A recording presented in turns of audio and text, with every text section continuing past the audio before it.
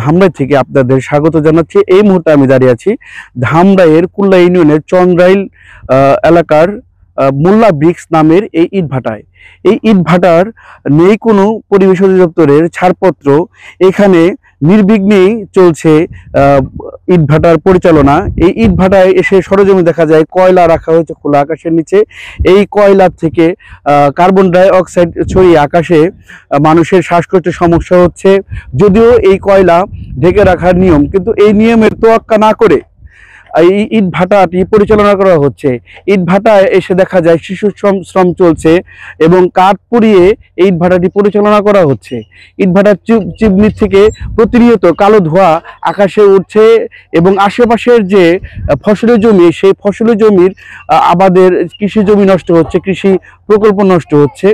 এখানে দেখা যাচ্ছে যে মানুষের যে চলাফেরা এবং তাদের কোনো সেফটি নিয়ে কোনো কাজ করা হচ্ছে না এবং মাঠের পর মাঠ এখানে এলোমেলোভাবে রাখা হয়েছে বিভিন্ন কাঁচা ইট। এই ইট রেখে এখানে চলছে, তারপরে এগুলো ইট পুড়িয়ে এখানে পরিচালনা করছে ইট ভাটাটি। প্রশাসনকে বৃদ্ধাঙ্গুল দেখিয়ে করা হচ্ছে এই ইট ভাটাটি পরিচালনা করা হচ্ছে। এই কৃষি জমির মাটি কেটে নির্বিঘ্নে এখানে প্রতিনিয়ত এই মাটি দিয়ে ইট তৈরি করে সেই ইট বাজারজাত করা হচ্ছে, কিন্তু পরিবেশ অধিদপ্তরের কোনো কাগজপত্র নেই, উপজেলা পরিষদের কোনো ছাড়পত্র নেই, তারপরও চালিয়ে যাচ্ছে এই ইট ভাটাটি। করা হচ্ছে কৃষি জমির উপরে, জমি জায়গা নষ্ট করে কৃষি জমির উপরে এই ইট ভাটাটি পরিচালনা করা হয়েছে।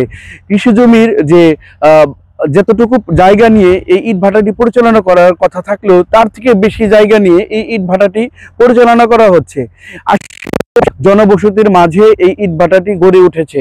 এই ইট ভাটার কারণে মানুষের অনেক দুর্ভোগ সৃষ্টি হচ্ছে। গাছে ফলন হচ্ছে না, কৃষি জমিতে ধান চাষ করলেও সেই ধানগুলো মরে যাচ্ছে। প্রশাসনের সাথে কথা বলে, উপজেলা প্রশাসনের সাথে কথা বলে আমরা জানতে পেরেছি বিভিন্ন সময় বিভিন্ন ইট ভাটা ভেঙে গুড়িয়ে দিলেও আবার সেই ইট ভাটাগুলো পুনরায় তারা আবার প্রশাসনকে বৃদ্ধাঙ্গুল দেখিয়ে তারা পুনরায় সেই ইট ভাটাটি আবার গড়ে তোলে এবং সেগুলো দিয়েই আবার তারা ইট তৈরি করেন।